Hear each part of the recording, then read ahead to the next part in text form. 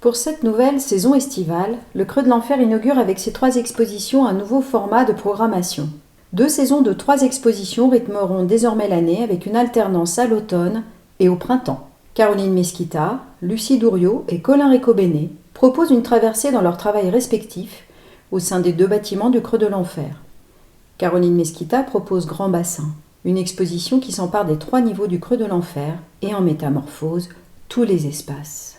Cette invitation vient aboutir une collaboration de 3 ans avec l'artiste, au travers d'une première exposition organisée à Valence et d'une résidence de création en entreprise à Thiers qui a permis la conception de la sculpture Martinet pour le toit-terrasse du centre d'art. L'artiste tient à vous laisser arpenter l'exposition librement, afin que vous vous appropriez la narration au fil des espaces, qui se dévoilent petit à petit, mais aussi des indices qui se découvrent dans l'exposition. Caroline Mesquita réalise des sculptures en métal qu'elle met en forme à partir de plaques de laiton, dont elle fait émerger des sculptures figuratives qui échappent aux techniques classiques de mise en forme.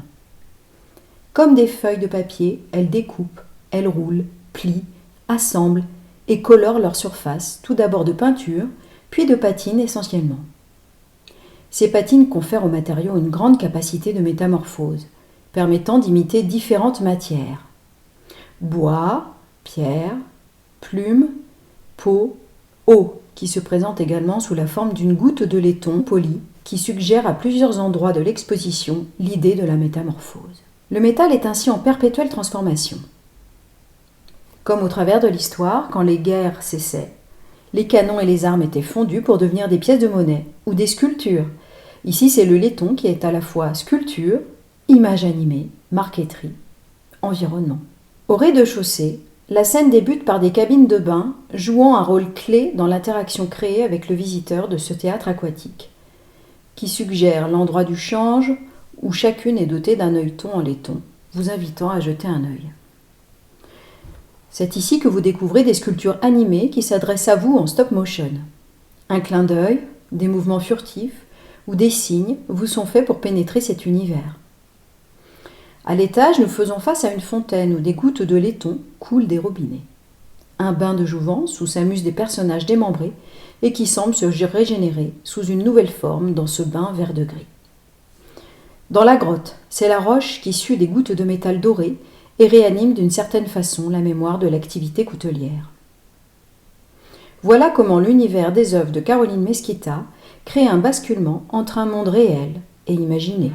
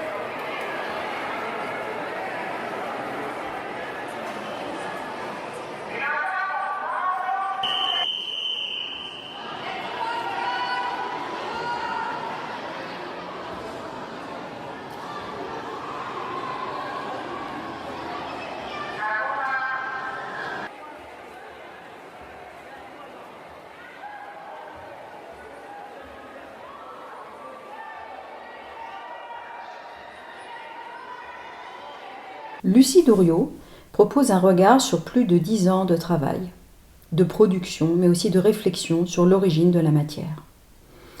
Au sein de l'usine du Mai, elle propose l'exposition Fil à filon qui fait référence aux filons d'or et de minerais que l'on peut suivre le long d'une faille géologique et qui éclaire aussi sur sa méthode de travail. L'artiste élabore son œuvre à partir de la constitution d'une matériothèque établie depuis 2016 qui rassemble des collectes d'éléments de rebut en petite quantité et une archive imprimée de ce matériau qu'elle utilise comme un point de départ dans l'ensemble de la production de ses pièces. L'artiste a mené une résidence au lycée Jean Zay en début d'année 2026 où elle a pu observer des minerais et des éléments pétrochimiques au microscope afin d'en extraire la structure géométrique pour de nouvelles pièces sur verre. Les dessins minutieux réalisés lors d'une résidence menée avec l'Institut français de Roumanie auprès de l'université de Cluj-Napoca se présentent sur papier noir comme des lignes d'encre métallique où figurent des formes géométriques qui font écho au schéma cristallin du minerai métallique qu'elle a aussi observé au microscope.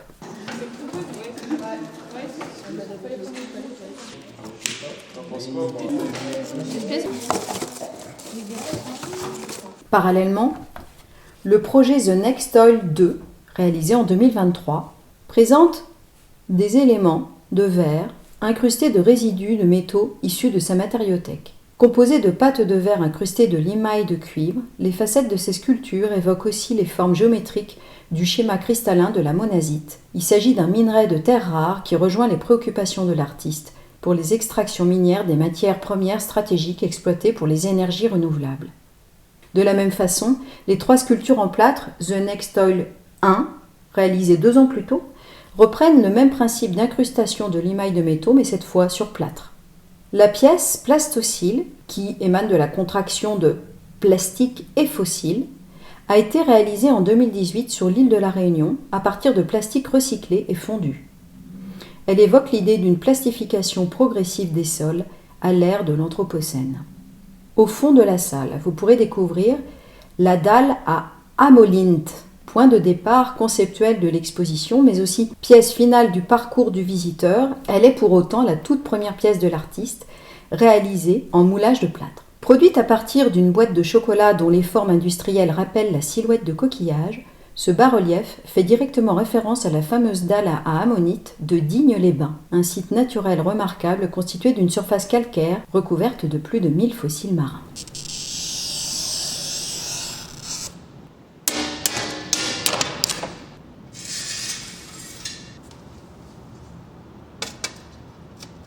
Et là, la magie opère? Non, faut aller révéler. Faut aller révéler à l'eau. C'est magique! C'est beau comme ça là. On peut essayer? On peut essayer, ouais.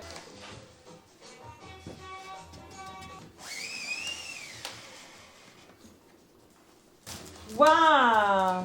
Ça a l'air pas mal. C'est beau! Ça pas imprimé tout à Pas partout, mais. Mais Waouh! C'est vachement bien. c'est tout ce que j'aime. En fait, ça me fait... c'est trop bien parce que ça me fait la même sensation que quand je regarde dans le microscope. Ah, trop bien.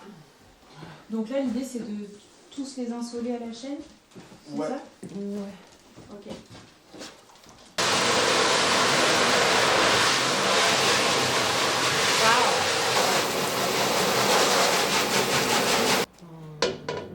La maille nue, elle est là. L'encre, elle passe ici. C'est vrai. Ça, c'est à vérifier aussi sur le petit point. Ouais, c'est très beau.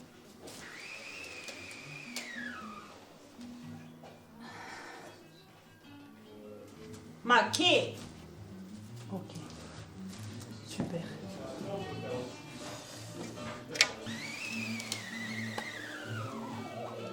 Je pense que je vais éclater le sens de lecture, justement, c'est ça qui est rigolo avec ce projet. C'est bien en 2 passes, hein. Je trouve que ça marque plus. Ouais, ok. Plus fort. Ça marche. Et à fond, là. C'est si beau. Je suis si fière de faire ça. Avec toi. Ah. Imprimer cette grisaille sur un papier. Pour la sortir. Ouais. Faut imaginer ça.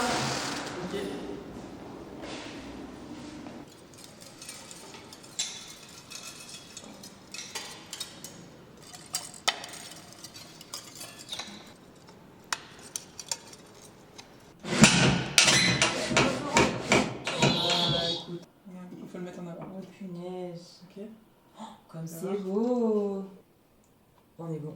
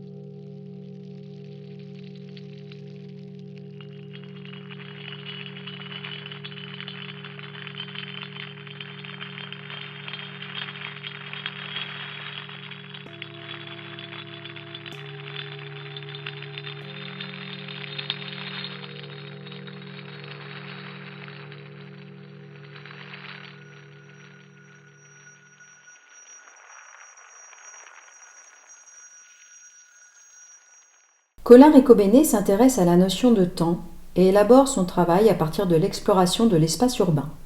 Au cours de sa résidence sur le territoire en 2026, l'artiste a parcouru les villes de Thiers et de Saint-Étienne.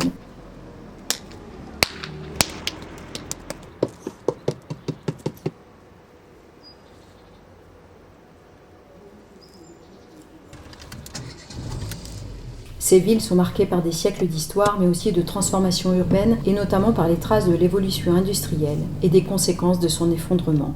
De nombreuses friches de bâtiments, de cellules commerciales, sont laissées à l'abandon et deviennent le décor de nouvelles appropriations de l'artiste. Dessins, graffitis, empreintes, moulages, photographies et objets trouvés sont assemblés et recomposés dans les installations de Colin Recobenet, qui racontent notre attachement profond au lieu que nous arpentons.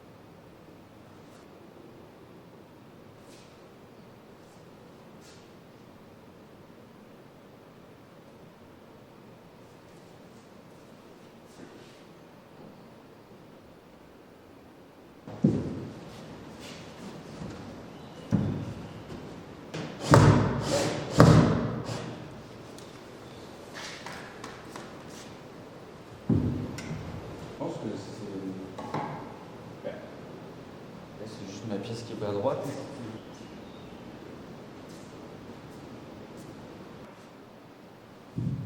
Je